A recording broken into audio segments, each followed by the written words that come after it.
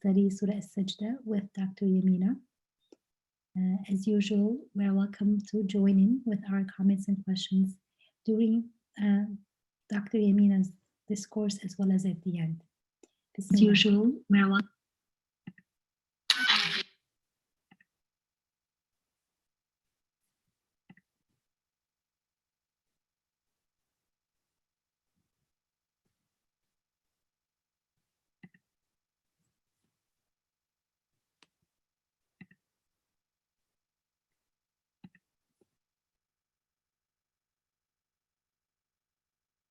Continuing with Surah Sajdah, Surah 32. Last week we stopped at Ayah 20, and in Ayah 20 we were told, so I'm going to read from 20 to 22.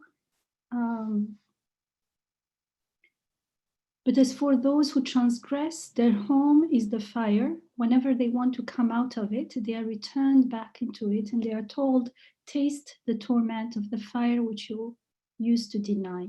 21, we shall certainly make them taste the nearer torment prior to the greater torment, so that perhaps they might return. 22, and who is more unjust than one who is reminded of his sustainers' ayat, signs, and then turns away from them. Truly, we shall inflict retribution on the guilty offenders, criminals. The word used is mujrimeen. وَمَنْ أَظْلَمُ مِمَّنْ ذُكِّرَ بِآيَاتِ رَبِّهِ ثُمَّ أَعْرَضَ عَنْهَا إِنَّا مِنَ الْمُجْرِمِينَ مُنْتَقِمُونَ. And the term mujrimeen was used previously explicitly in Ayah 12, where we were told, if only you could see the wrongdoers, the guilty, the offenders, the mujrimeen, hanging their heads before their Rabb, their sustainer. O our sustainer, we've seen and we have heard, so return us to do good. Send us back to do good. Surely we are now convinced.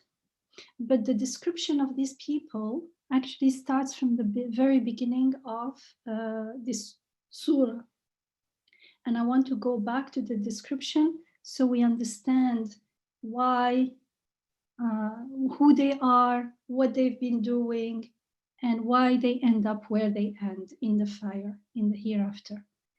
Because if we don't keep that in mind, then it's almost like we're forgetting the context, and then we don't understand why they end there, and we tend to usually focus only on that particular area. Why do they end up in fire? Isn't that too much? Not keeping in mind what it means to be in hellfire and what brought them to that end.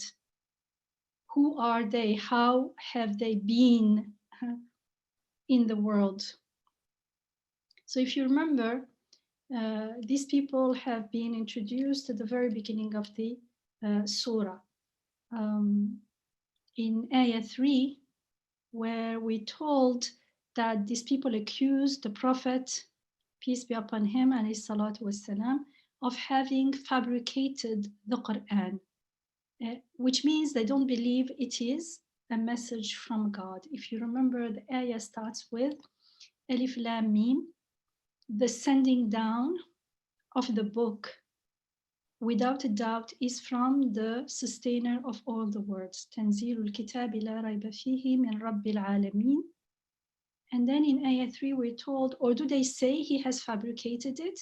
Nay, it is the truth from your Rabb, from your sustainer, that you may warn a people to whom no warner has come before you, so that they may be guided.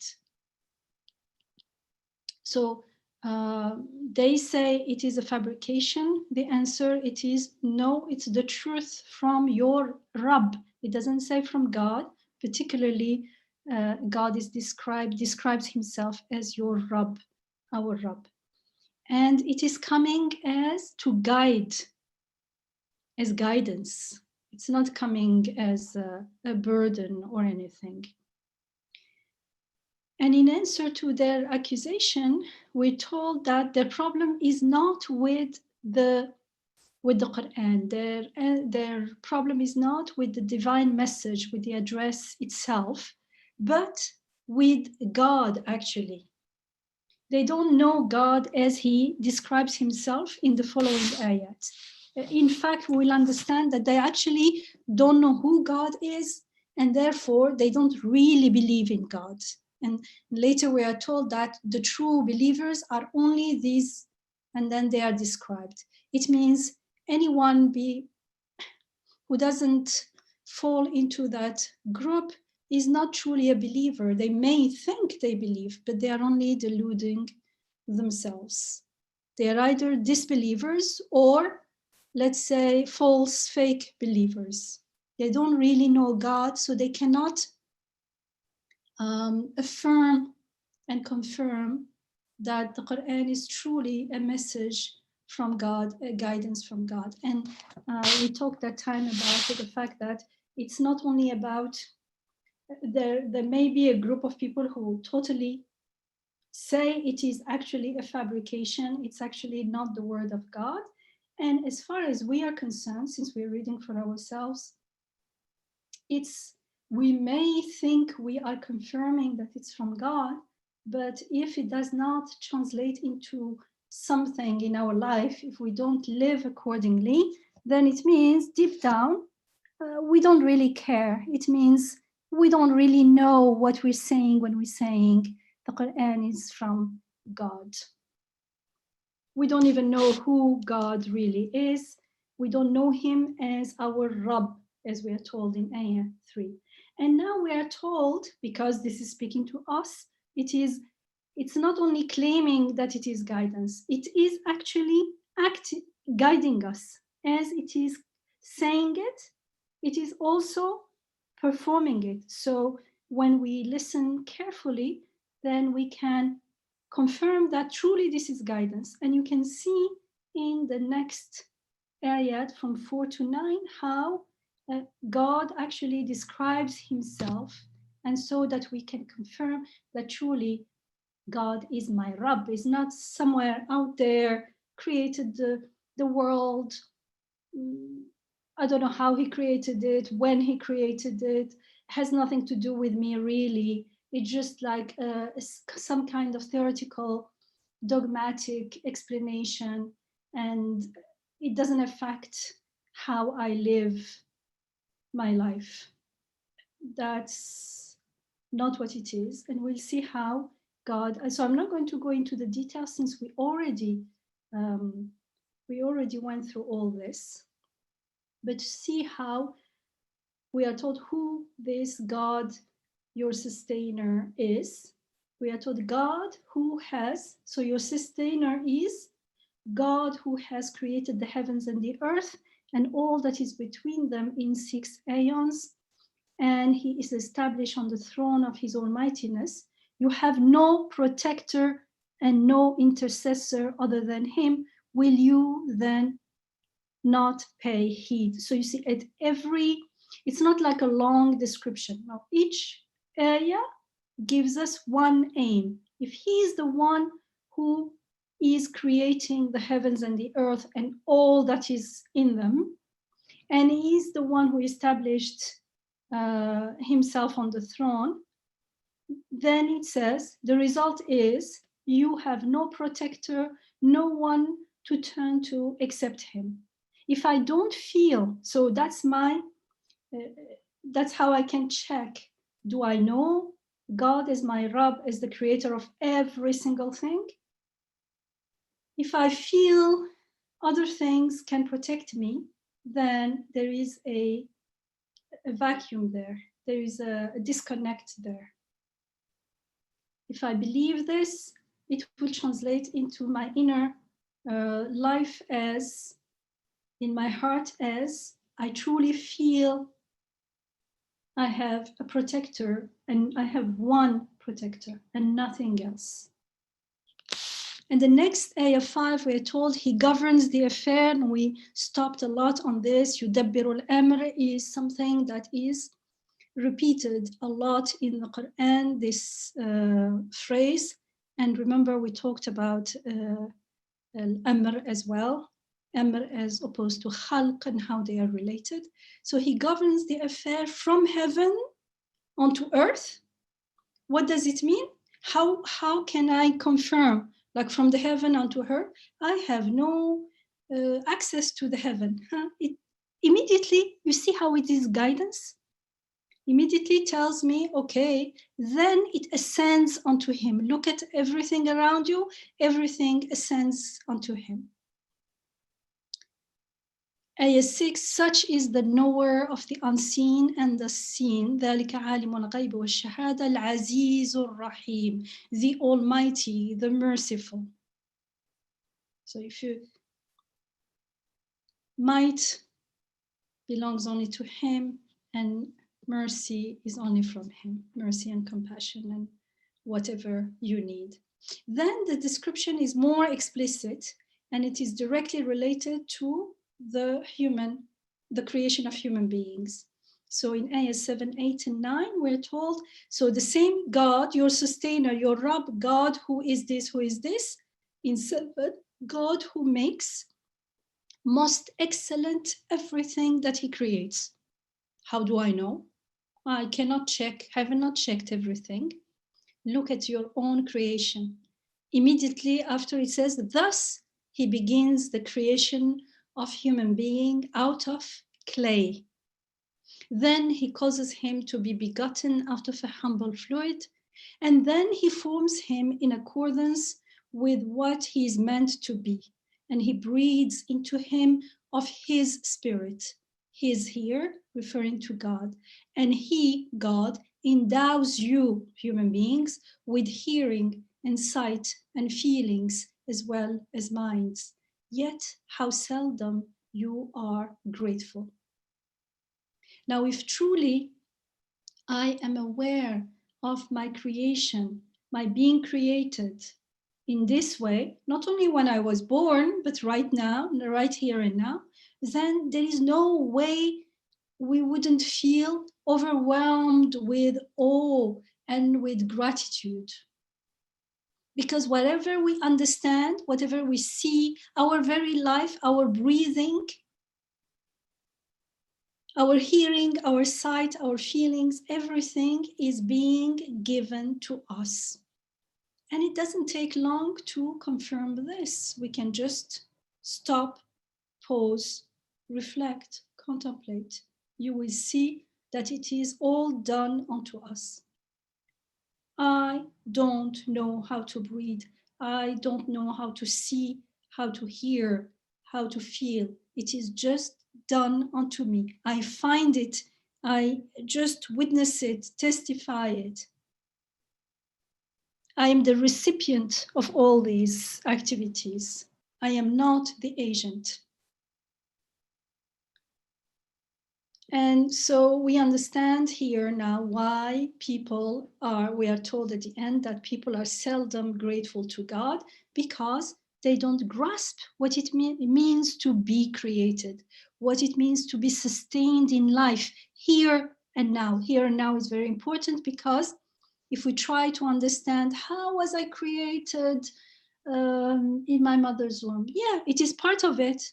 But unless I relate it to here and now, it will always remain very far. As if it's nothing to do with me, as if that's not me. That's me when I was something else. So it has always to go back to me here and now. He is my Rabb now. I'm being sustained now. And so it's also because we don't understand what it means that God breathes into human being of his spirit, and he endows human beings with hearing and sight and feelings. What does it mean that we are endowed with hearing and sight and feelings? Because when we are in ghafla, we forget that it is given. It feels like, so how do we understand? How do I differentiate and distinguish that I'm in ghafla or not? When I forget and I start living life as though, without realizing, that hearing and sight and life and everything is being gifted to me now. So when I forget that reality, that fact, I start feeling and acting as though I were the source of all that. And we call that living in ghafla, forgetting about the reality, being unaware of the reality. And in that forgetfulness, in that heedlessness, however grateful we think we are, it is even when we think we are grateful, that gratitude is very superficial, because we are not aware of truly how much we are the recipient of blessings beyond our imagining.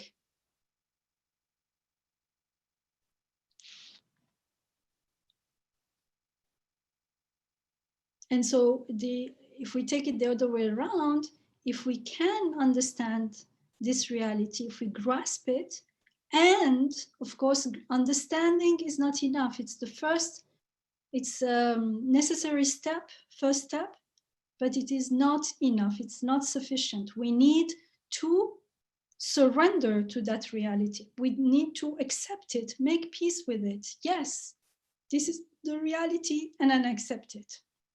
Then how can anyone be ungrateful? Then we will feel that gratitude, we will be overwhelmed with gratitude, and that gratitude will be directed to the right object, of worship, because we'll be aware of our Rabb, of who is sustaining us. And then we wouldn't doubt that we need divine guidance, because we do need, because when we are aware of our vulnerability, of our weakness, of our powerlessness, then we are aware that we don't know really the meaning of life, where we are heading, what we should be doing, why are we in life, what's the purpose of life. When we are unaware, we think we know, and we are so sure that we don't even ask. So even when we are we think we are followers of the Quran, we are not actually following divine guidance. We're following small things here and there, but not with that awareness that we need divine guidance in every single area in our life.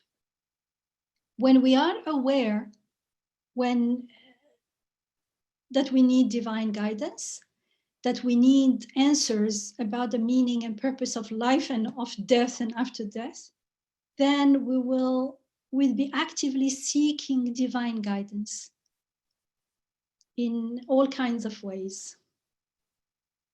And so when we are actively seeking divine guidance, if anyone claims to be a messenger from God, then we would at least listen to the message seriously to figure out if it is true or not. But we will give it a serious try.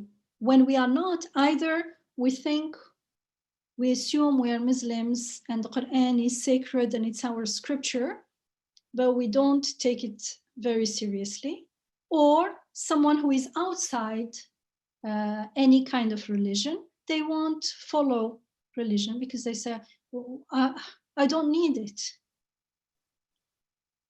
It makes sense in that state of being, of unawareness.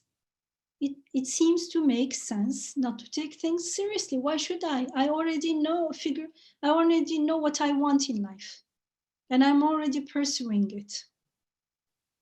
But for lots of us, it's like I'm pursuing what I want in life. I know what I want in life, and most of my energy and my efforts are geared towards that goal. And at the same time, I'm also investing a little bit in following the Quran, the tradition. You never know, after death, as if this life is the main goal, and after death, which is, think about it. Of course, when we are in ghafla, we don't realize how the contradictions. But look at the contradictions. Sorry? I wanted to ask a question here. Um, this is related to something I have been thinking about for a while. When you say that we only invest a little bit on the Quran and practicing certain things, and then the rest is filled with other things. I mean, what else should it be filled with? I know I'm asking partly. I'm really puzzled. Like I've been thinking about this, and partly, I think I sort of know that's not what you mean, but I want it to be maybe more explicit because. Isn't it normal for me to worry about my kitchen? I'm in the kitchen right now, and when you have a dinner, then you have to clean up and you have to wipe this. This is dusted. This is folding. This is so. Isn't it normal that quite a bit of my day is about and in days as somebody who has problems with housework that I resist for a long time, days and days. Look, I have more important things to do than fold that laundry. I have more important things to do than do cooking or clean the dishwasher and so on. So, but then after a while, you realize, well, no, whatever important things you have, you need to start doing these things, fix up the house, do this, do that, and then it takes a substantial part of our lives. So then I see. So it's a very pertinent question, I think, and I would love to hear some answers before I answer. And I think it's very pertinent because it's something that I know. I think we went through in the past, but it's so important that it needs to be repeated until it becomes our way of perceiving things, our way of being, of living, a way of life rather than an information. But it is very important, true. So anyone would like to add either a question or comment or answer or to what was just shared? Assalamu alaikum, Dr. Yamina and Isra and everyone. Wa alaikum salam wa rahmatullah. You bring up a really good question, Isra, and I think that's something that is on the minds of most people. It's like, who is this Rab that keeps demanding my attention? But I think that's just a skewed view of looking at things because we get so wrapped up in the near term, and we lose our focus of our goal, our ultimate goal. It's almost like if you're running a marathon and you get so focused on your training schedule and you forget about the marathon itself. I think that's what I would think is where we think of, oh, I have to take care of all these things at home. I've got to go pick up the kids. I got to cook dinner. I have to get ready for my meeting tomorrow.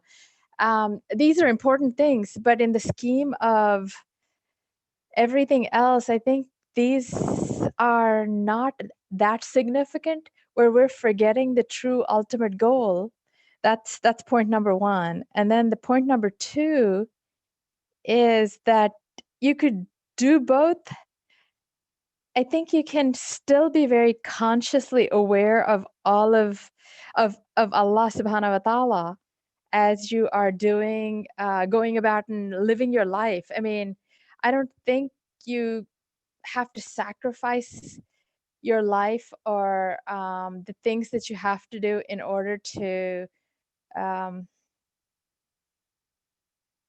wouldn't say obligation. Obligation is not a good word, but in order to have a relationship with Allah subhanahu wa ta'ala.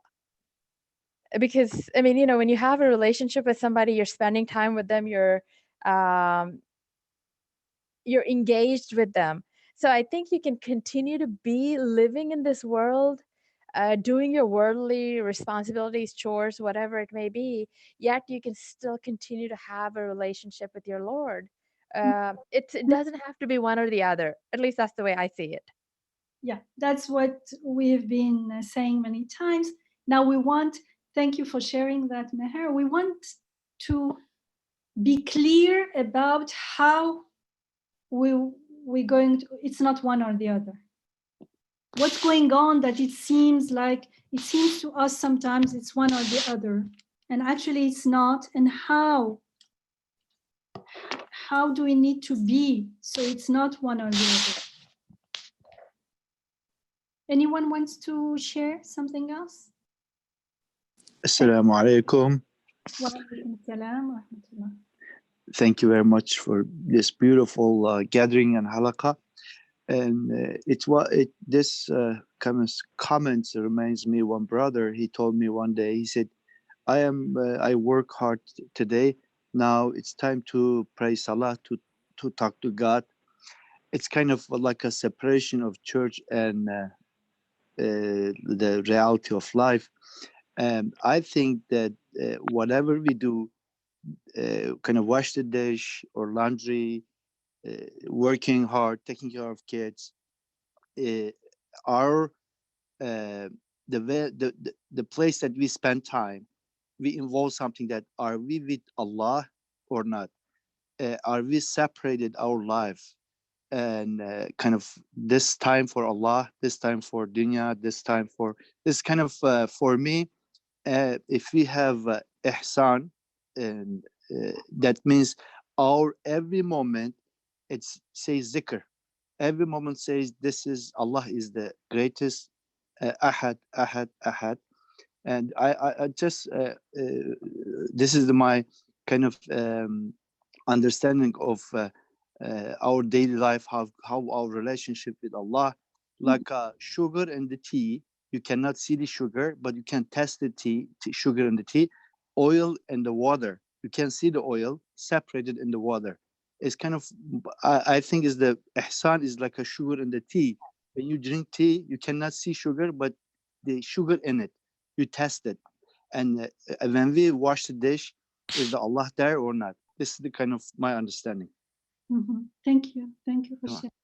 MashaAllah, alhamdulillah. Thank you. Anyone else?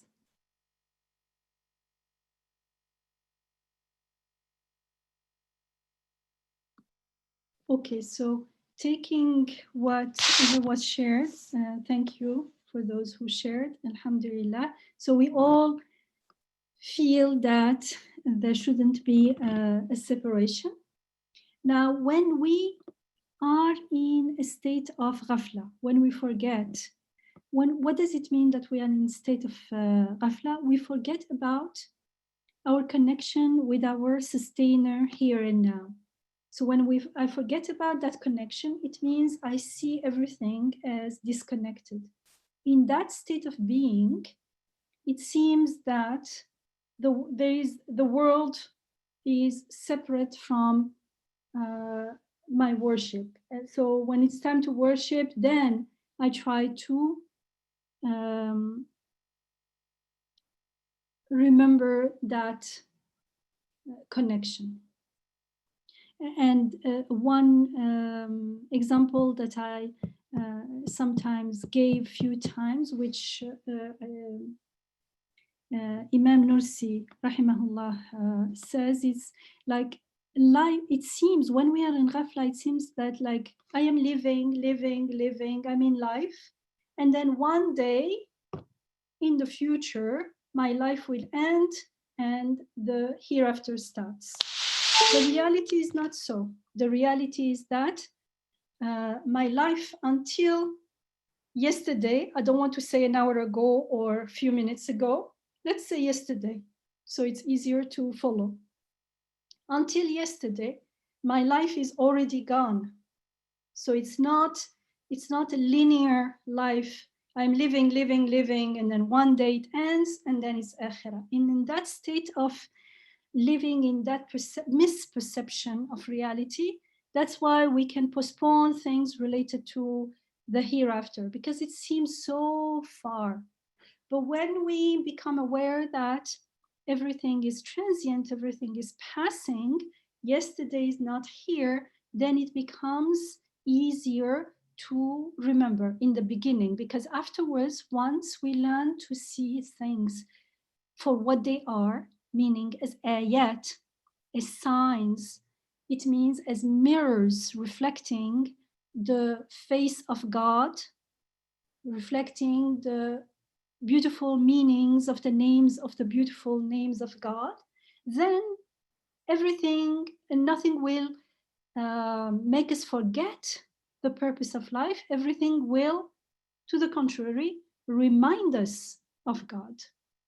But in the beginning, remembering transience and remembering that yesterday is not here, and therefore death is not far in the future, but it's already now parallel to my life. Life and death are created together. Then that helps me start living more in the presence of reality. Now, when we are not disconnected, when we are not in ghafla, it means when I am aware, or at least I am making an effort. In the beginning, it seems like an effort because it's a new way of being, until it becomes our new way of being, and then it's not an effort anymore. Then every action is done with my awareness that I am in the presence of my Rabb. I am now, whatever is created is happening with purpose through his will. And my interaction, remember when I used to say acting in the name of God, Bismillah. It means acting, for instance, one example that I gave not very long ago, and then we can use it as for everything else. If I drink water in the name of God, then that drinking, that relationship between me and water, water seemingly taking care of my thirst, when I drink knowingly, consciously, in the name of God, I pause, and it is actually amazing that something lifeless is used to quench my thirst. And so I stop at that, and I am amazed at that relationship. How can something lifeless quench my thirst? And when I am amazed and stop and contemplate, then I become aware that this lifeless thing cannot be the giver of life. And so, under the guidance of the ayat, the verses, the guidance of the Quran, we are told that it is we who give life to everything with this lifeless water. And I say, yes, someone who has life, someone who knows me, who knows everything in me, who has yudabbirul amr, he has control over everything, not only within my body, but since my body can only operate within the world, within the whole world, can give me life through this lifeless water. And then I look around and see that water, I can water my plants, animals, insects, everything. And wherever it goes, their life shows up. And I say, yes, the one who gives life through this water is the creator of the water and of everything else. And so the water starts in my perception, then I become aware that it is a mirror reflecting the names of God. It is glorifying God with his beautiful names, and I start glorifying with water. So when I drink water, I say Subhanallah, MashaAllah, Alhamdulillah. Thanks and gratitude are due to the giver of life alone and not to the water. And water is my friend, is the messenger that led me into this. So water becomes more valuable, more meaningful, more significant. Now, this drinking of water is worship, is an act of worship. It is, I recognized that my drinking, my thirst, the water are all ayat. They are all signs indicating the beautiful names of God and making my Rabb known to me. And so I can apply this to everything. Something is dirty, needs to be cleaned, and I find in me a dislike for dirty things and an urge for cleanliness. And so there I understand that someone is urging me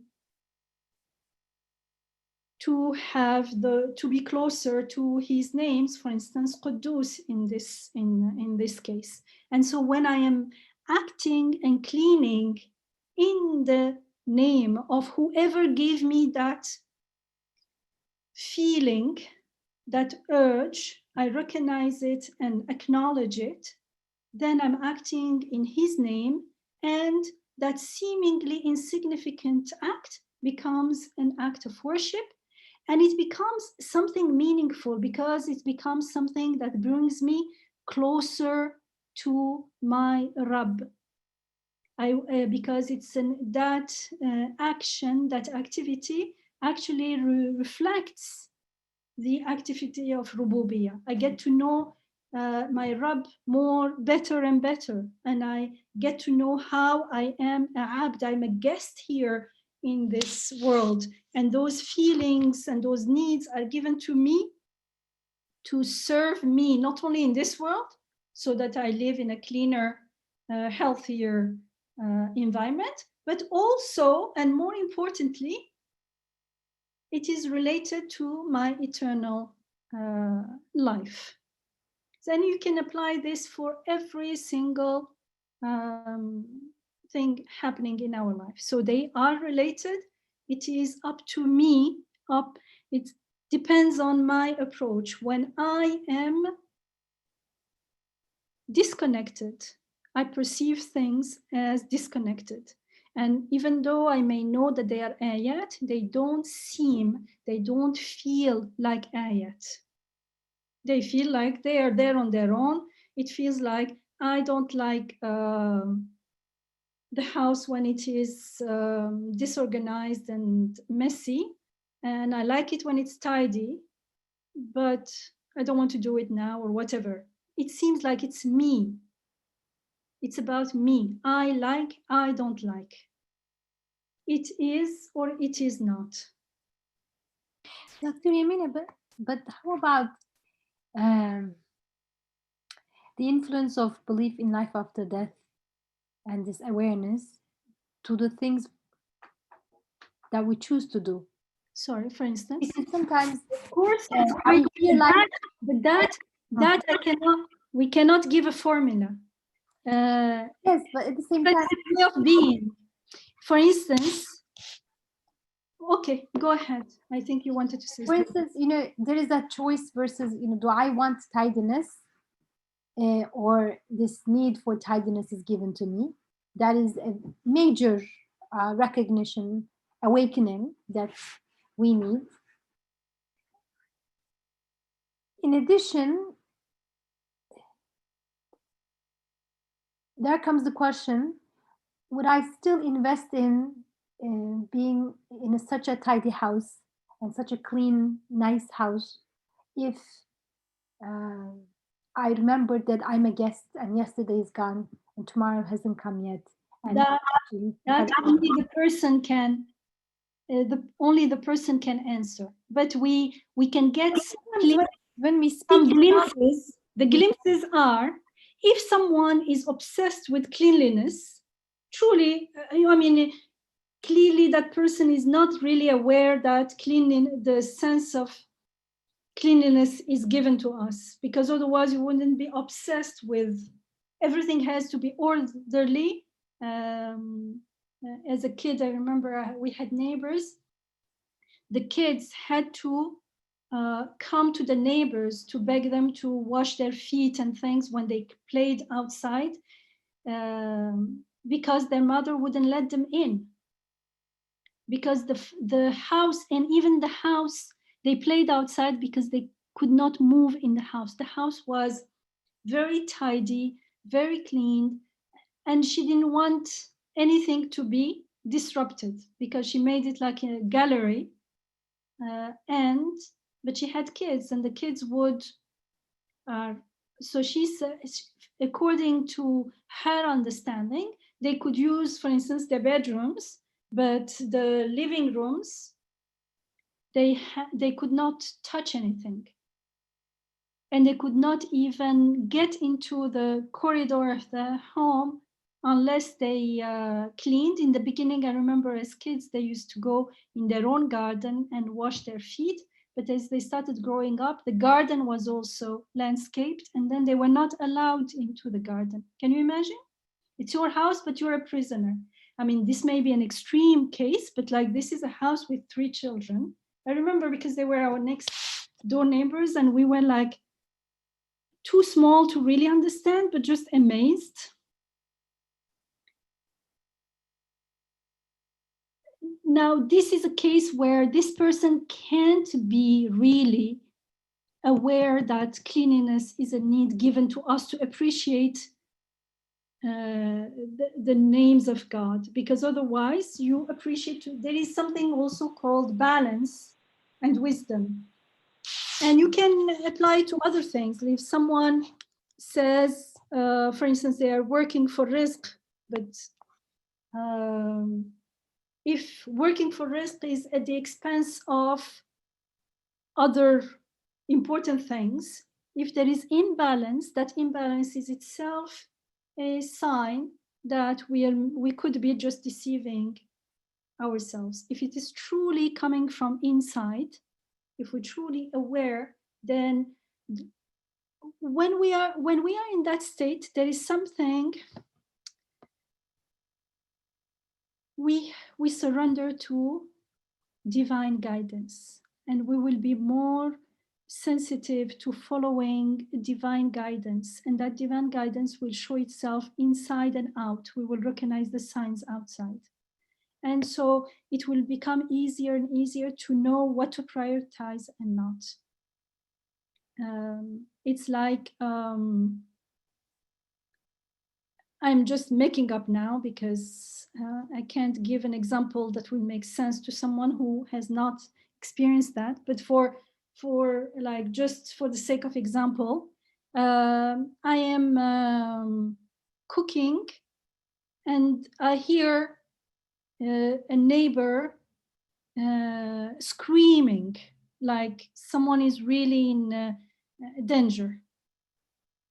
Do I still say, everyone is hungry at home, I need to, Bismillah, I am cooking?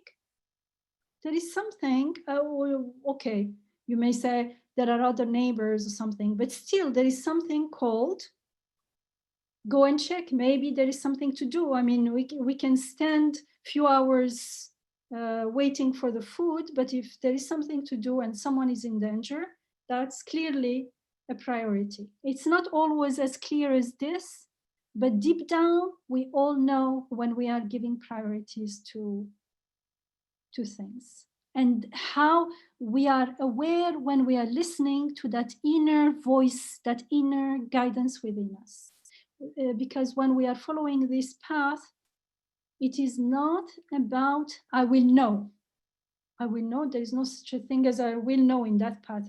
That I will know is in the path of disconnection. In the path of ubudiyya, the path of being aware that I am being sustained here and now, I know that I am being guided. So in the beginning, it seems like I'm actively seeking divine guidance. But once I become aware of divine guidance, I realize that divine guidance is in the Quran and it's in the world within me. The Quran is actually telling me that everything that's happening in the world, nothing is happening haphazardly, everything is happening for a purpose. And what's going on inside me is part of the world. And the more I am in tune with that inner guidance, the more I will know when I'm not following it. And when I come back, I will feel that I should have followed that, but I was not. A glimpse of this is given in Surah Yusuf, alayhi salam. So there is a hint that that inner guidance is given to everyone, but not everyone is always aware of it. So for instance, somewhere in the middle, when the wife of the, how was he called? Who was the Zuleika? Zuleika, but she is the pontiffar or whatever his title was, when his wife Aziz. Oh yeah, in let's say the Aziz. I don't remember how it was translated. So the wife of the Aziz tries to seduce him. He says that he sees a sign from God and then he follows the sign from God. Now it feels like, and so we talked about it, it feels like it's unfair, like he has signs from God and as if we don't. But then we went back and we saw how the brothers also had signs. However, they did not see it as sign and they choose to not follow. So the fact is not that the prophets see the signs. No, the prophets are aware that what they feel is a sign from God. But we may feel the same thing and disregard it as just a feeling, but I'm still going to do what I want. So the brothers, when they decided to get rid of Yusuf alayhi salam, they also said, oh, next, we will just do this time, and then we will get our father's attention, and then we will be good after that. It means they know that what they're doing is not good, but they don't see it as a sign from God, and they don't follow that inner guidance. So it's just an example like that. Those who are aware of their ubudiyah, those who are listening to guidance, they know when they see it, and the whole point is to know that it is from God, and the second step is to follow it. And also when something seems like we don't like it or something, something looks miraculous, or like was it Zakaria alayhi salam, I think, in Surah Maryam, when he was told that he would have a child in his old age and his wife was barren. His first reaction was, how come at this age? So his reaction, but immediately he said, okay, but if God says so, then immediately he surrenders. So it is how we respond to what's going on that makes the difference between the one who is aware and a believer, knows God and trusts God and makes the decision to surrender. The decision to surrender is something that we need to renew each time we surrender. And the one who lives, heedlessly, and therefore does not make the decision to surrender divine guidance because he does not recognize it as divine guidance, And because of that, either he follows it, but not as divine guidance, or most of the time disregard it because he has his own logic, his own reasoning that makes other insignificant things more significant in his perception. Because what is significant and not depends on, for someone whose goal in life is to make money, if it brings more money, it is more significant. For someone, it depends on their own reasoning and their purpose in life. And it's not based on, is it related to divine will or not? That's the whole important thing. So all these things are important, and I understand the question, and it is a very pertinent question, but it is something that we will learn to distinguish and differentiate once we start walking in that path, in the path of listening to divine guidance, of recognizing the signs, the ayat, as signs, not as just things happening, just it was a feeling, it was something happened. Because when we are in that disconnected heedlessness, even if we happen to take the right action, that action doesn't bear fruits in the hereafter, because it remains disconnected, because it remains I did it. For instance, you saw someone in need and you felt an urge to help. The muhsin, who is aware of his connection to God, recognizes that urge as divine guidance, as a divine command, a divine invitation to act. And so he acts knowingly, therefore, in the name of the one who made him act. But the other one may also act in the same manner, but instead of being filled with awe at how compassionate our sustainer is, he would be filled with self-pride at how good I am. That feeling is the feeling of God being the helper, the compassionate, but it will be misread, misperceived. Does it make sense?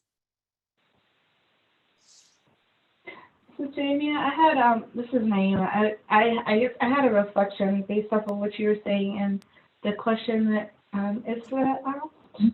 And so one of the things that made me think about is, and I think what you ended on was like the focus and energy, the intention and the effort.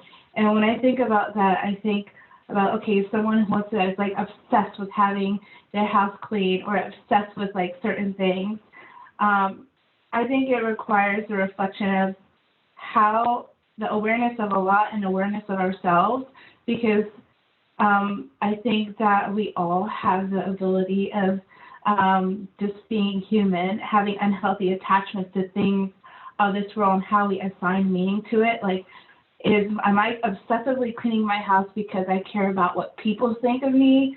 Or am I cleaning my house, and making it nice because I want to have a place where I can worship Allah? It's clean. Being in a clean home is good enough for Allah. You don't need all the pomp and circumstances. You just need a livable space where you're able to have your family there and pray and do what Allah asks of you. And so I think it's like refocusing the energy and the intention and the effort and really looking at the assigned meaning of things to ourselves and what we do to ourselves rather than how we're doing something for the sake of Allah. Yeah. And in that, what let's call the balanced way of acting, it is not a narrow path. Because it may be a narrow path for each one of us, but because it's different from one person to the other, no one can judge the other, because the priorities are going to be different for each person.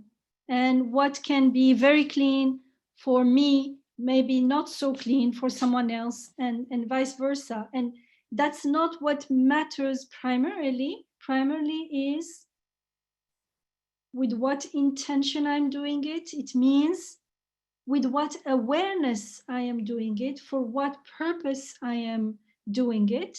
And sometimes you find yourself that you need to have some priorities. And of course, in this part, we are not always going to be performing our ubudiyah perfectly. So sometimes maybe we need to be doing that, but we are not doing it.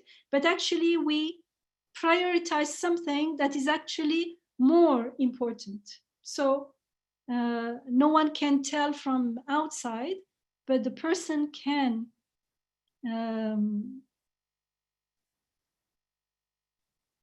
the more aware we are, the more they will know. And we know sometimes we are making an excuse of something more, actually, yes, truly more significant, but we are making it an excuse as for not doing something else. And I think Allah's rahmah there is infinite. The istiqama is what the direction and the, yeah, is what matters. It's not, we are not here to be perfect anyway. That's what ubudiyah is not about, being perfect, but realizing that we are in need and dependent on the perfect one. So at the end of the day, if that being, not being perfect, not being able to do everything in as we think we should have done it, but we are still following the right direction, which is the direction of ubudiyah, which is the direction of everything is a means to remind us of our Rabb, remind us that this world is transient, that we are on a journey to eternal life, then I think that's what matters the most. And we'll just try to work with however the best we can do. And that's why we ask for help, because we need help, because we are creatures who need help. So that's the seeking divine guidance is actually something very dynamic, something very organic, something that we will be, the divine guidance is coming all the time, but the more we become aware that we need it, the more we become aware that it is made available. So is it fair to say that on the one hand, everything can be done with God consciousness, but this doesn't mean, on the other hand, there is a kind of a healthy tension between what is more prior, what is more important, and what can serve the ultimate purpose, but because it's not the ultimate purpose, it's less important. So there's that kind of a balancing or healthy kind of checking or tension sometimes to say that am I prioritizing the right? Yeah, it's like making ijtihad, not ijtihad in the fiqhi sense. We are always making ijtihad. If we are living consciously, then we will find ourselves having to make decision. That's why we make ijtihad. Ijtihad means making decision in knowingly in the name of God for the purpose of life, not haphazardly making decisions just like that.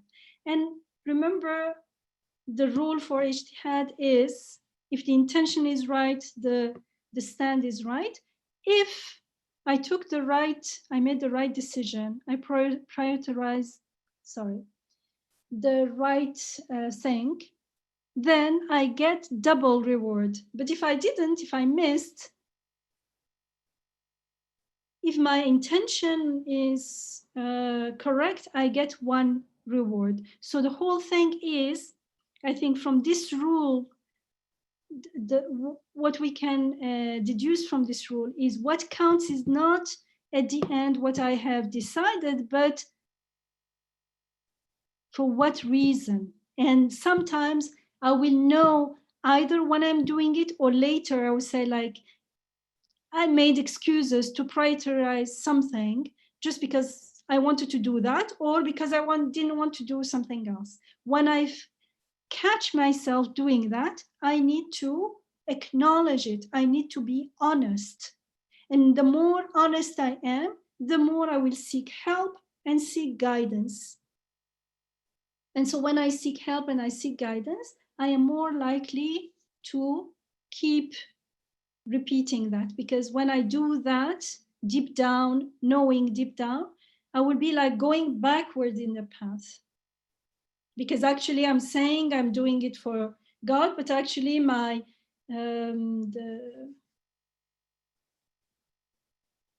I'm deciding according to my own, let's say, selfish desires. Selfish in the sense of they are self-centered. I decided. It may not be selfish. It may be giving to others or doing something for others. But I am using that word in the sense of self-centered instead of divine-centered. But the whole thing is about whenever I become aware of it, and that's why we need to contemplate. If I'm feeling something is not quite right about the decision, I shouldn't just forget about it. I should just give it a try. Stop and listen. There is a message there, and be honest. And when we are honest, it opens the door for istighfar, for asking for forgiveness, asking for guidance, asking for help. And that's what ubudiyya is. When I'm asking for forgiveness, it's also part of my worship and part of my being abd. That's what I meant by we are not here to say we make no mistakes. Abd is the one who makes no mistake, is perfect. That's not what abd is. Abd is to recognize that I'm totally in need of my sustainer's help and his guidance and his sustaining.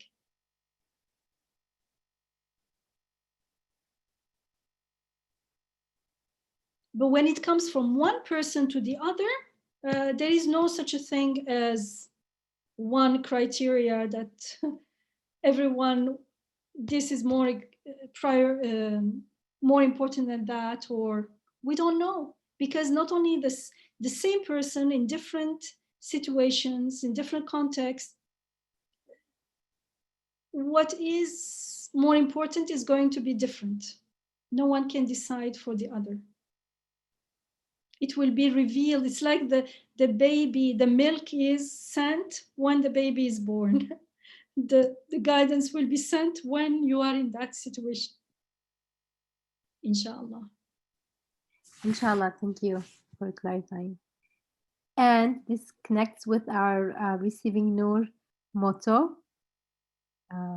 grounded faith, surrender, inspired living.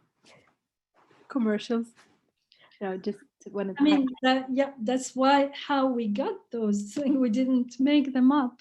They came up in conversations, and yeah, alhamdulillah. Thank you for sharing. So the whole thing here is about paying heed to the signs of in creation. Remember in ayah 22, we are told, and who is more unjust than one who is reminded of his Rabb's signs, the ayat, and then turns away from them. Because like at the bottom of all these things is recognizing the signs of our Rabb or not. And especially when you are reminded, because when we are not reminded, we may not even be aware of it. So it's not like we are defying anything. We're not even aware. But once we are told that these are signs of your Rabb, then it becomes the imtihan starts. It becomes like, do I take the message seriously? And if I'm not convinced, it's okay. Go and instead of saying no without understanding, we say, I don't understand what it means. What does it mean that it is an ayah from my Rabb? Okay, then start finding out what it means. But do not just deny without giving it a try or without understanding what it is.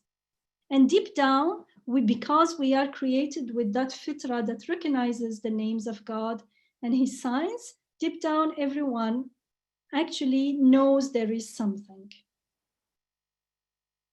Because of that, the spirit that God breathes into us.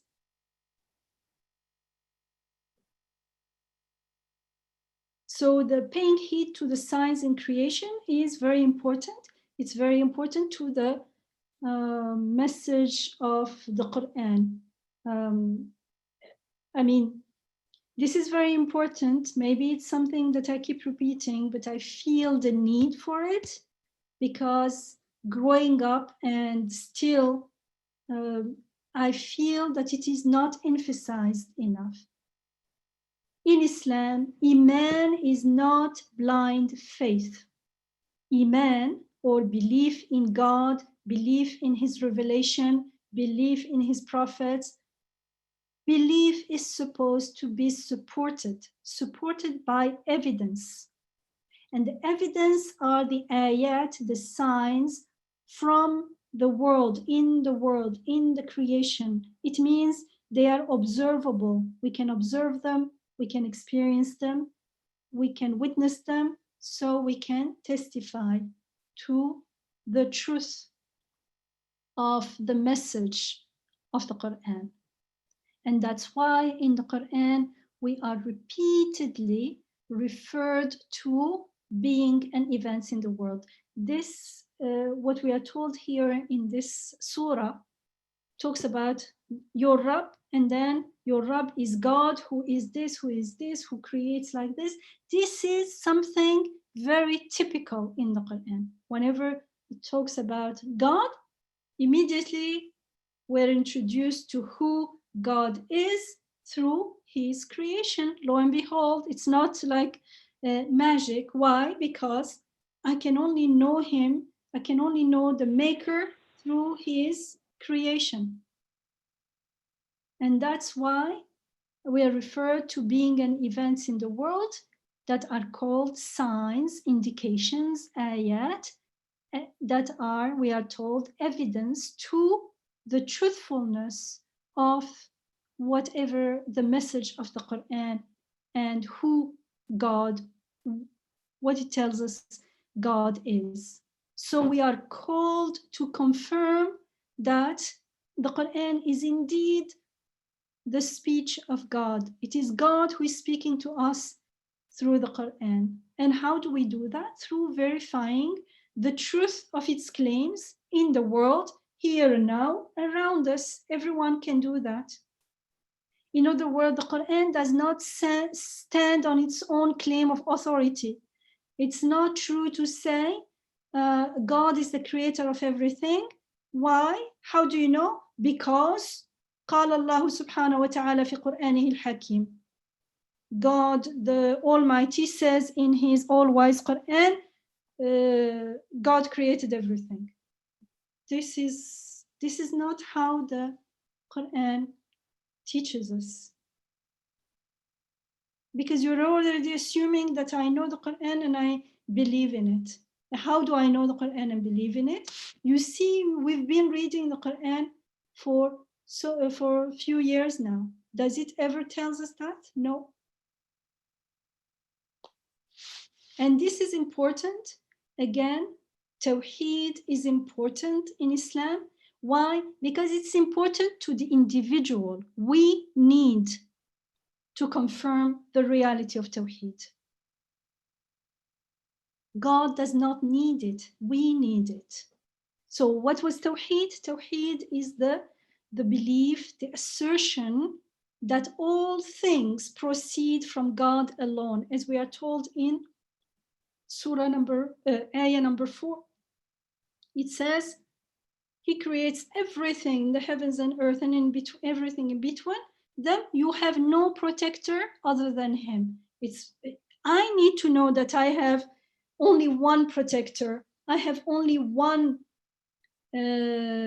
source of mercy and everything, so I don't have to go and beg from others, and I will be freed from depending on other false gods, false sources that may not have the power to answer my needs. They may have not the compassion, but Tawheed is that there is only one, and that one has the power. Because how do we know? Because we see it. He has the power. He creates and controls everything.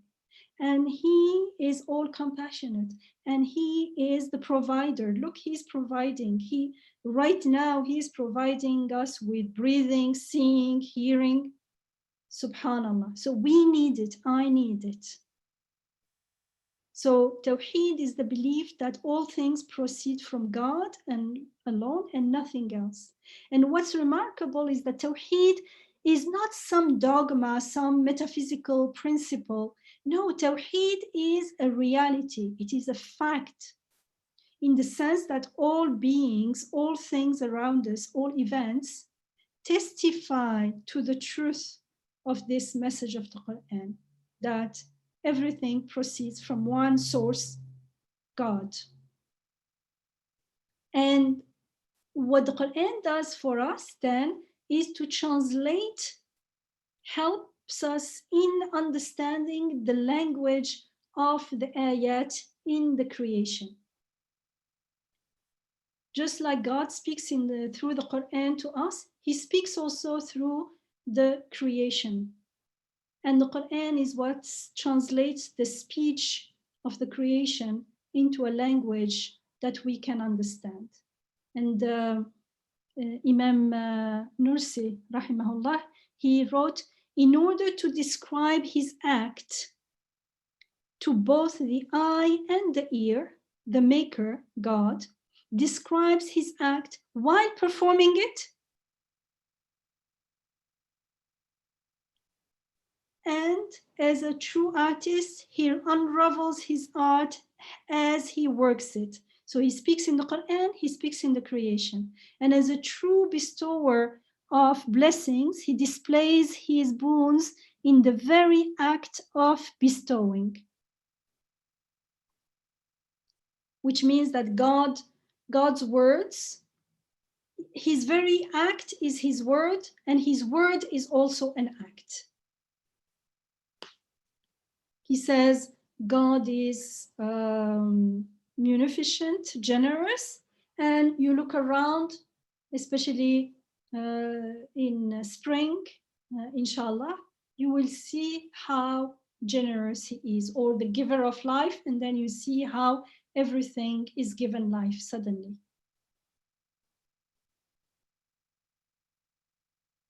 So the affirmation of Tawheed is known as, how do we affirm Tawheed? We say, La ilaha illallah, Muhammad Rasulullah. La ilaha illallah is the affirmation of Tawheed. It is known as the Shahada. Witnessing, then testifying. How? We witness the signs. Signs means indications, the evidences of Tawheed in the world, and then we can testify.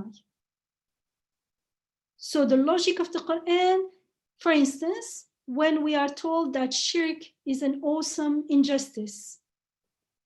Remember in Ayah 22, we were told, who is more unjust than those who are reminded of their sustainers ayat, and then they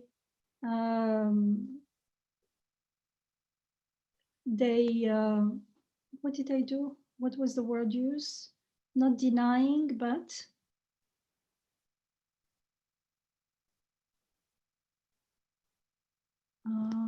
sorry. ثم أعرض عنها.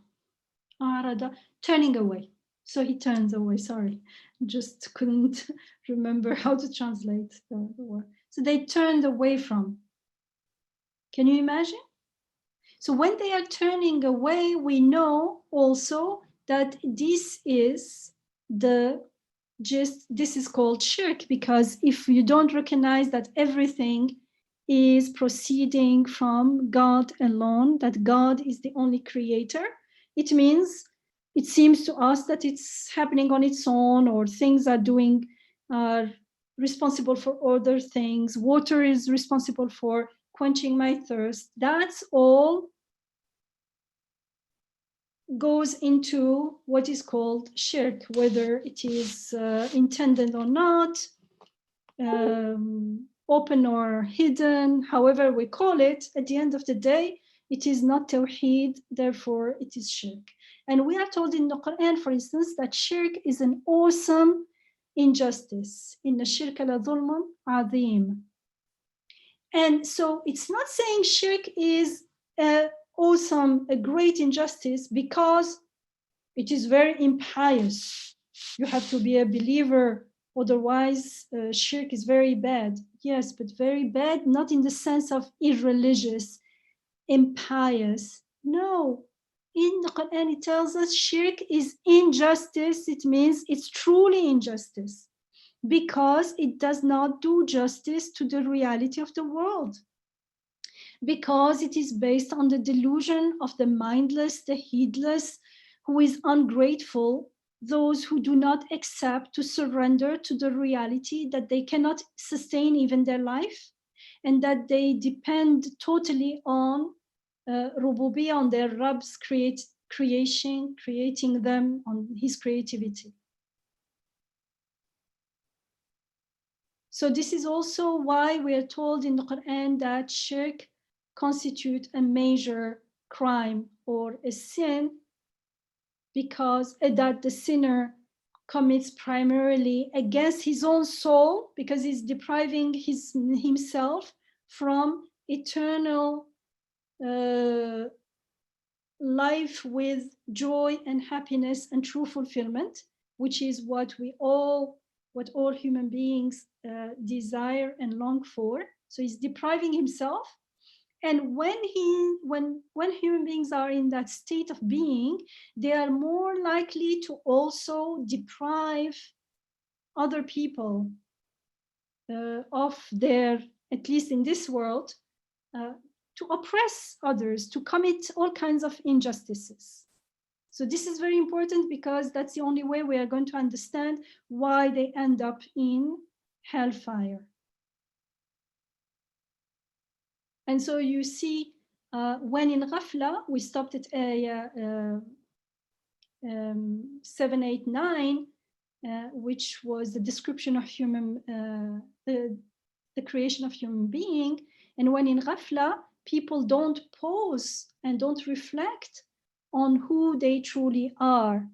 And so they don't reflect on the meaning of ayah 9, where we are told that it is God who breathes into human being of his spirit, and he endows you with hearing and sight and feelings, as well as mind. Yet how seldom you are grateful.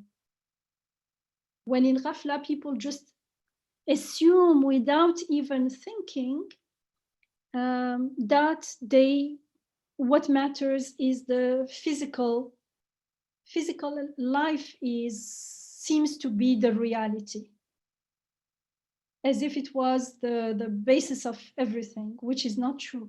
If we just pause and think about it, and we did talk about it, the physical aspects of life are the results of the non-physical.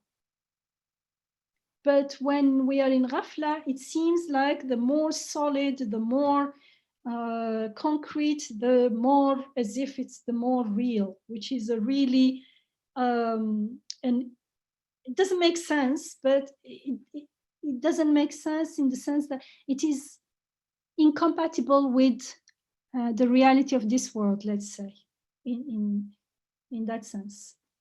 And so in that state of being, in Ghafla, people tend to live as though they were their bodies, they identify with their physical entities, with their physical belongings, with their physical whatever. The identity is all based on outward thing rather than the inner self, the inner being. And that's why in the next ayah, in ayah 10, we are told these people, they are described as people who say, what, after we've been lost in the earth, shall we indeed be in a new creation? Nay, they are disbelievers in the meeting with the Rabb, with the sustainer. And so you see how they think they are associating themselves with their body because it's the body that is lost in the earth. Just because your body is lost in the earth doesn't mean that you're lost. I mean, our body has changed so many times. We were all tiny babies and now we're adults, and that, how can we identify with something that keeps changing?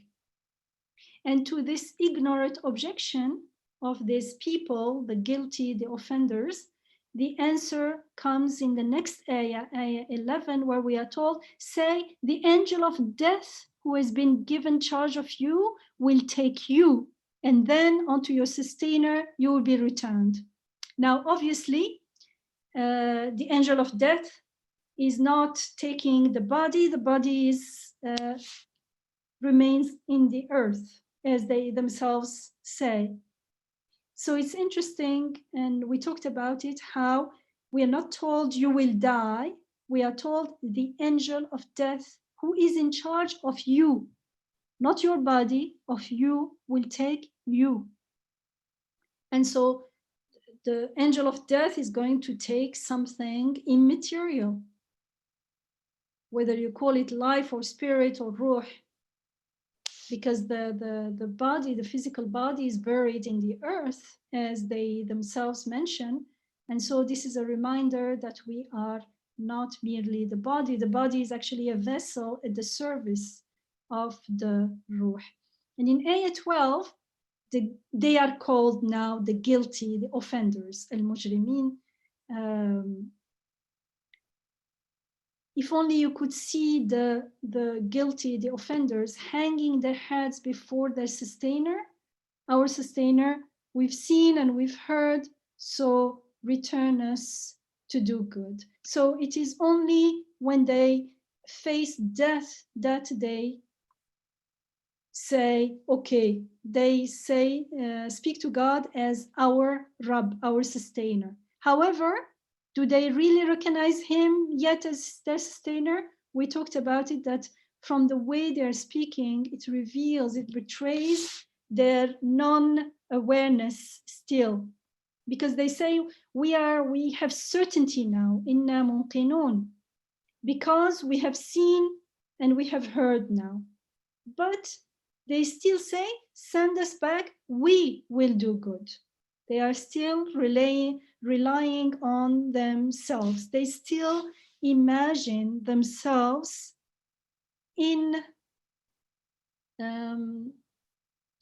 independently of their Rabb. Somehow he has some control. That's why he's asking him to send us back to the world. But we will do is still independent of God. There is still, it means that true humility of the abd who recognizes his total dependence on God is still missing. So there is still, you can feel the arrogance, and by arrogance here, I mean the delusion of being independent of our Rabb. It seems like my life is mine. I do whatever I want with it. Okay, I will do good because I don't want to end up there, but I will do good. You can't do good. You are made to do good. The one who gave you the need and the sense of good is not you. Where did you get that knowing, that feeling from? So this is the delusion of being unaware of one's inherent and constant connection and dependence on our maker, on our Rabb. And so here, even if they know about this reality, if because they didn't embrace it in life and they didn't live accordingly, they didn't act on that belief, they end up living as though they were not completely dependent on their Rabb. And that's the arrogance that leads to shirk, the shirk which is the main problem that leads to hellfire, away from divine mercy in this world and in the next, because it's like the scissors or the disconnect with the eternal, whatever, the eternal goodness, the eternal perfection, the eternal beautiful names, all that only our Rabb can give us.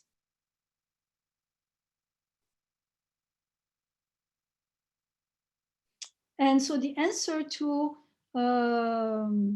12, ayah 12, when they want to go back to do good in earth, is given in 13 and 14. And we've seen how when you read it first, it may seem like, isn't that too much? But actually it's not. And we did talk about it then when we read 13 and 14, where we are told, yet had we so willed, we could have given every soul its guidance. It means forcibly imposed on them, but we had not willed it. So my words have come true. I shall fill hell with jinn and humans together. So taste then for your having forgotten the meeting with your day, with this your day. Truly, we have forgotten you. Taste then the lasting suffering for that which you used to do. And this used to do is repeated a few times in this surah. What we do consistently, we used to do, is something that they did not only once or twice, but it was their way of being, reveals our true beliefs, not our claimed beliefs, but our true beliefs. So it seems like a harsh answer, but remember we talked about it and we went through it and saw how it was not, because the crime is really, really huge. This is a warning, and not only the crime is huge, and this is God speaking to us here and now before we go to the hereafter. This is guidance. It says in the beginning that this message is guidance. This tanzil, this revelation is guidance. And so if it is guidance, it is warning us. It is a warning to discourage us, to deter us from following the path of arrogance, the path of shirk that leads away from eternal mercy, eternal meaningful life and purpose. So there are two paths. One leads to eternal meaning, purpose, mercy, and the other one away from it. And it's good that we are told this in these terms, so we understand the seriousness, the significance of what's going on. And let's remember again what these people have done. They ignored everything in existence as being created with meaning and purpose, including their own creation, including their own seeing, breathing, hearing, thinking, everything. And by doing so, they belittled the meaning and purpose of creation. They disparaged them. And as a result, if you think something is not meaningful, it's not significant, it's not valuable, then you are not going to use it for the purpose of creation, of its creation. And that's misuse, that's abuse. They abuse everything given to them, including their own inner faculties. They imagine life belongs to them, so they can do whatever they want with it, including oppressing others. But even when they are not oppressing others, even when where people are busy with things that seems inoffensive, they are still, at least they are missing the eternal dimension, the eternal aspect of that thing. And there is the other side, when people start going downwards, which is, I do whatever I want. It's mine to do whatever I want. And so they start transgressing rights. And transgressing others' rights is not only human beings, but animals, nature. I can do whatever I want. They oppress, they exploit. It's all about the self and self-interests. And if you look at all the oppression and injustices in the world, underneath is the selfish self-interest of some selfish people. And those selfish people are definitely not related to akhirah, otherwise why stoop so low? They are totally wanting to fulfill what only eternity can fulfill into this world. And so they become, the more they cannot find that eternal aspect, the more they become more obsessed with the world and more as if not angry, but frustrated. And that frustration, they become more and more aggressive. It can harm the person themselves, but sometimes that spills around if they take actions to gratify themselves by exploiting others. And so we understand now why 13 and 14 is not so harsh. And then came Ayah 15, where we were told who the true believers are. The true believers were described to us, and from 15 to 17, and then we could understand and appreciate that truly the true believers and the transgressors cannot be equal. They're not equal. And that's what we were told in Ayah 18. After telling us who the true believers were, we were told, so is someone who believes equal to someone who is a transgressor, who defies God? No, they are not equal. And we say, true, I confirm they are not equal. But the emphasis was on the true believer, and who the true believer was described to us, because anyone who claims, anyone can claim to be a believer in God, but is that truly belief? If it is tainted, polluted with shirk, then it's not true belief. Then last week we saw how the following ayat explains the faith of both the true believers and the transgressors. And the transgressor here was, remember, fasiq. We talked about the meaning of fisq. And in ayah 19 and 20 we are told, as for those who believe and do righteous deeds, they have gardens of rest awaiting for them as a reward and entertainment for what they used to do. But as for those who transgress, their home is the fire. Whenever they want to come out of it, they are returned back to it, and they are told, taste the torment of the fire which you used to deny. We shall certainly make them taste a nearer torment prior to the greater torment, so that perhaps they might return. And I didn't want to stop here, because next week, I hope next week we won't forget who these people are.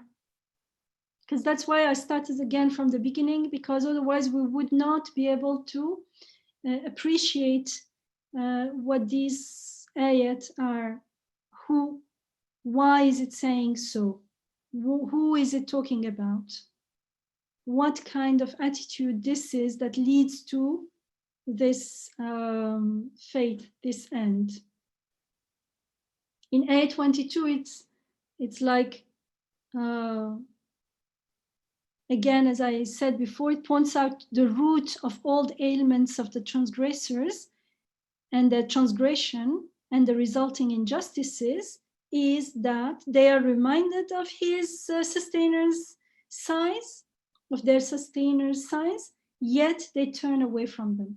And this attitude is what we called, they are not humble, there is no humility. That's the arrogance. That's a choice. That's a choice we may not take knowingly. We may do it by default, because when we don't take a choice to surrender, to take the sign seriously, by default, we are making the choice to remain in that ghafla, in that arrogance. We don't want to anything to remind us that that arrogance is built on an illusion, the illusion of I. There is an image of I have about me, and that me is not totally dependent on someone else, because I don't know who my Rabb is when I'm still in that delusion. And it seems like if I totally prostrate, it's called Surah al-Sajdah for a reason, prostration. If I totally prostrate before my Rabb, as if I am going to lose who I am. And truly, I will lose that false image that I'm trying, lots of people, we are taught to build an image of who we are, who we want people to think we are. But whatever people think, or I make them think I am, the reality is whoever I am is there. And at the end of the day, I cannot even breathe of my own accord. And that's true for everyone. Once we take that step to willingly, intentionally humble ourselves before our Rabb and surrender, then we start tasting the sweetness of being abd. And then it won't matter to us what false image we want to build of ourselves, and we won't be confined to that prison of our own bubble of delusion. And that bubble of delusion is a choice, even if we are not doing it consciously, because that's what ghafla is about. We are doing it unconsciously, but we are supposed to be consciously choosing something else.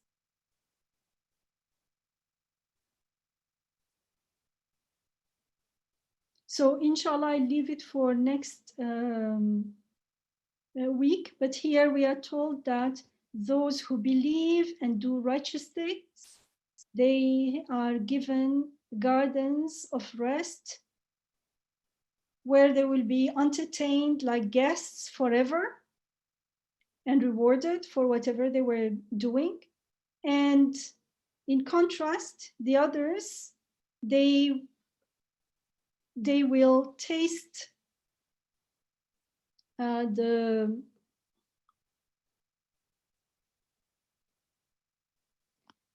those who transgress, their home is the fire, and they will be prisoners. They want to come out of it, they are returning back into it. And we can talk about situations in this world, here and now, that can remind us of this. And so we can confirm the truth of this. Like, if we are so much, we have a habit of doing something in our ghafla, we do something all the time in a certain way, even in the beginning, when we want to change that, you will be amazed at, as if there is two me. One part of me is struggling to be more conscious and more doing things in a particular way, and a part of me is resisting and pulling me back into the old me. And that's why in the beginning it seems like a struggle when we are going out of ghafla. But the more we live out of ghafla, the more that won't be a struggle. It's a struggle only because we've gained so much momentum in ghafla that it's a stronger part of us that it doesn't want to go out.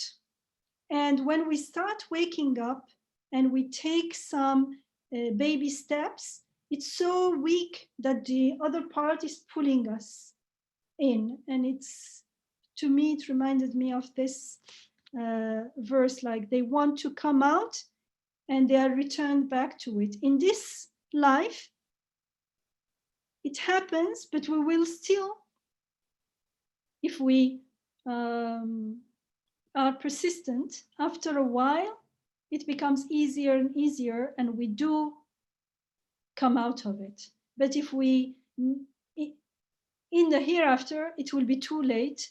And when we'll realize what's going on, it's saying, even if you want to go out of it, you won't be able to.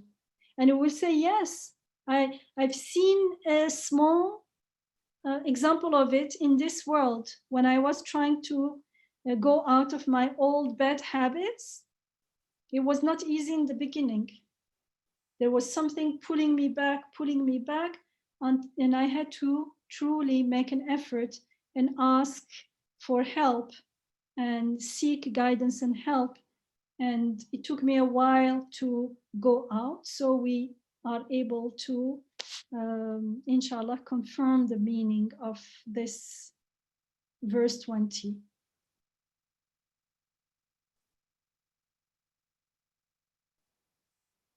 So inshallah, we'll go back from the end next week, inshallah. I'll stop here. سبحانك لا علم لنا إلا ما علمتنا إنك أنت العليم الحكيم وآخر دعوانا الحمد لله رب العالمين اللهم أرنا الحق حقا وارزقنا اتباعه وارنا الباطل باطلا وارزقنا اجتنابه ربنا لا تؤاخذنا إن نسينا أو أخطأنا ربنا ولا تحمل علينا إسرا كما حملته على الذين من قبلنا ربنا ولا تحملنا ما لا طاقة لنا به واعف عنا واغفر لنا وارحمنا أنت مولانا فانصرنا على القوم الكافرين آمين والحمد لله رب العالمين والصلاة والسلام على سيد المرسلين وعلى آله وصحبه أجمعين.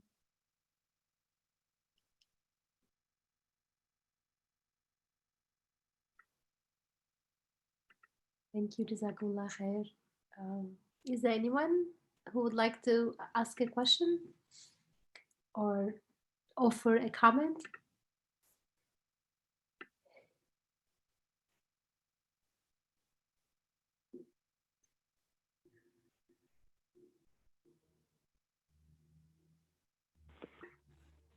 I have a question just about the sense of inner feeling or a sign. How do you know if that's divine guidance when that feeling arises? And what if there's a conflicting feeling? And then it's sort of a question of thought, deciding which one is divine guidance. Oh, mashallah. Well, it starts definitely by asking the question. Asking the questions means we are present. Mm-hmm. It means we are out of that disconnectedness and being in ghafla. So it's the first step is to ask the question. Now, once we ask the question, we need to learn to listen.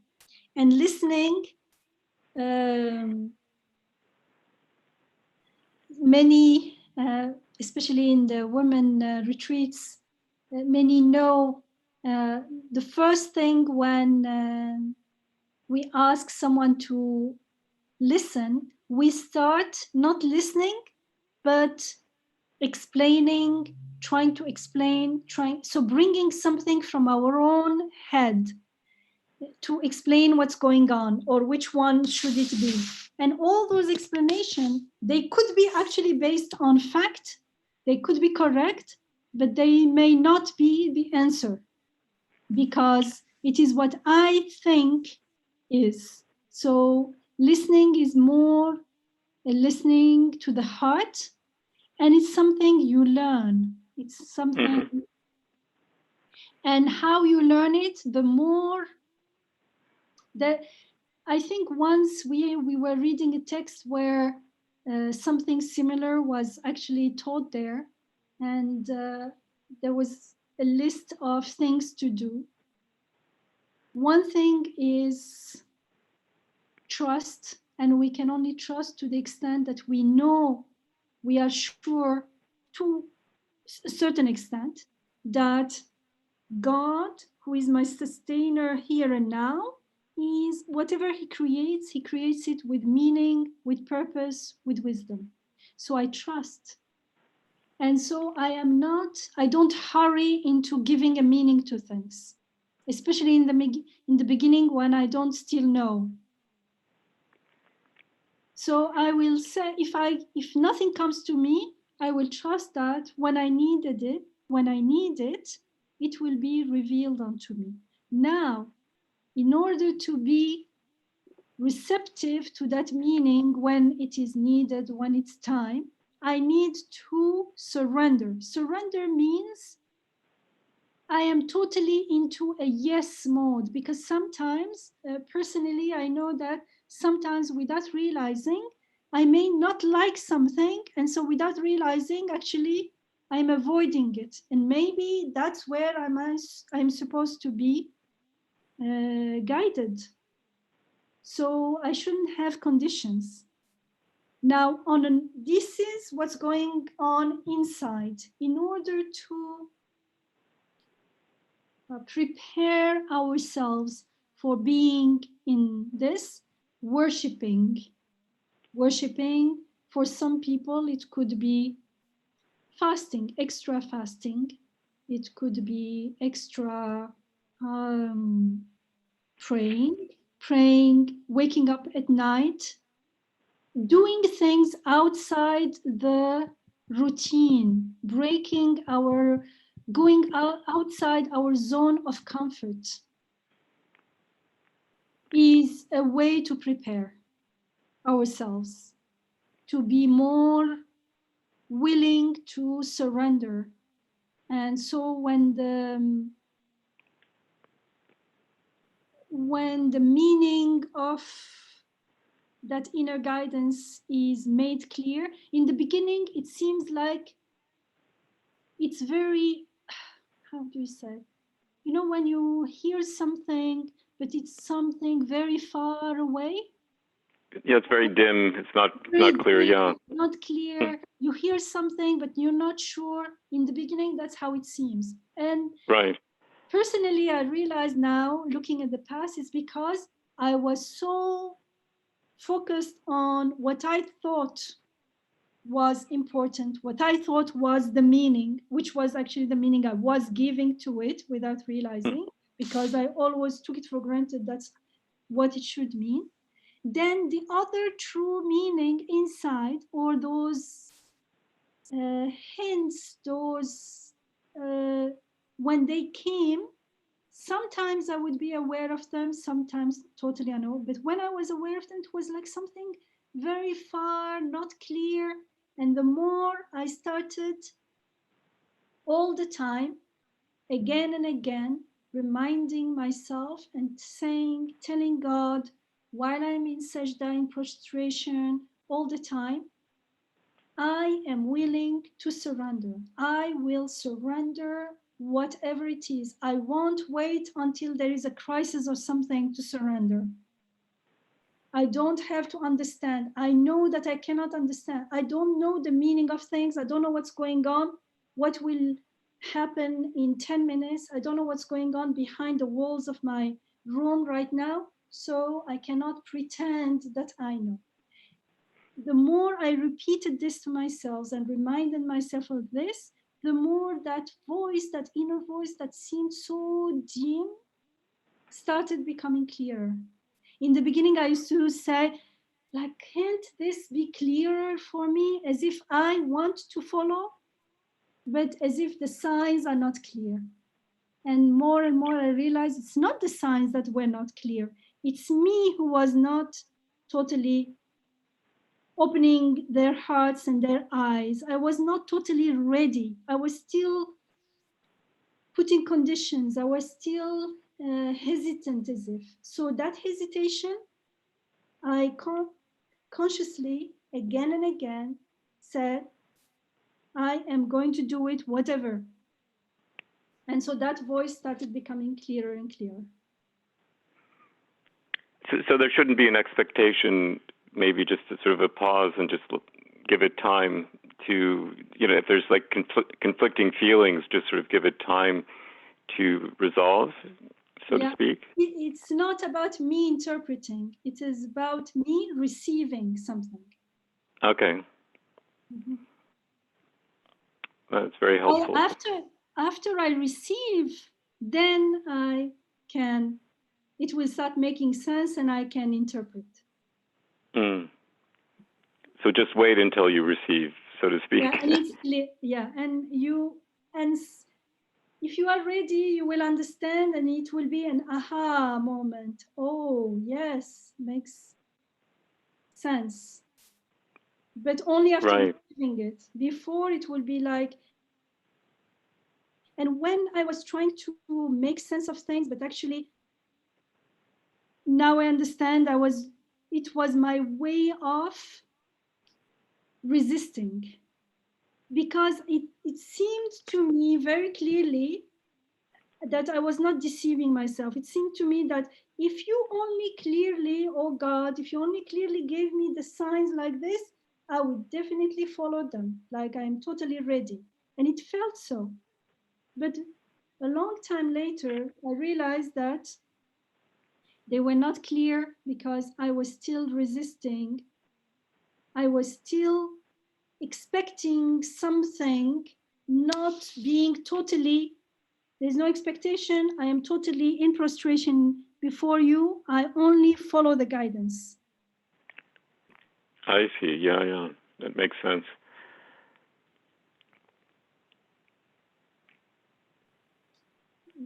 But inshallah, the more you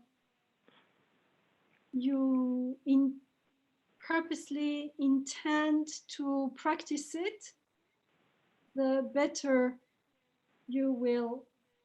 it will become, and the clearer it becomes, inshallah. And you will find how those, if we've never seen someone, they're working out in the gym and then having very strong muscles, or someone who do physical work, it would seem maybe like if you do physical work, it will become weaker. It may seem, right? Right. But in fact, it is not so. The more physical work, the stronger you become physically. Also, it may seem like if I memorize lots of things, there will be no place left in my brain. But no, the more you memorize, the better you are at remembering. Because these things are not as we think of them in physical terms. Two things are going on. It's not physical terms, and it is something that I can only know through practice, through experience. There is no a priori relationship between the two. There is no relationship between the seed and the tree until I see that one comes after the other. And this is also the same. That's why I said no expectation. Yeah, the more you live with no expectation and can surrender. No, I see what you're saying. Then there's that possibility. Exactly. of the aha moment. Yeah. Yeah, that space of infinite possibilities opens up then. Mm. And that's a real training. That's not easy to do. But it is, it's not easy, and it is easy. It's not easy because we are not used to it, but once we start doing it, we intend to follow that path because we don't do it really, then it becomes like we are told in the hadith Qudsi, in the sacred hadith, if you walk one step towards me, I come running towards you. You take one step and suddenly all these things are happening.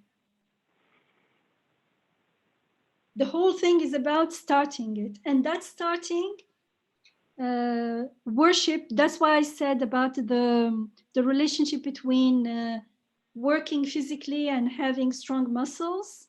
It's like the spiritual muscles. You may think, what is it to do with the salat and the waking up at night and the contemplating and the praying and the reading the Quran, and what is it to do? What is to lifting weight to do with muscles? When you practice it, you will see how it is related. Your spiritual muscles grow through those practices. Thank you, Dr. Yamina. That's very, very helpful. You're welcome. Alhamdulillah. Okay, so on that note, we will stop here for tonight. Jazakumullah khair, Dr. Yamina, and Jazakumullah khair, everyone, for joining us tonight. And especially thanks to those who joined in with their comments and questions. We will, inshallah, continue next week. And in the meantime, may Allah make us among those who take messages and surrender and live with them, inshallah. Thank you again, Yamina. Assalamu alaikum. Wa alaikum salam. Let's pray for each other, inshallah. Inshallah, let's pray for each other. Yes. Amanillah. Assalamu alaikum.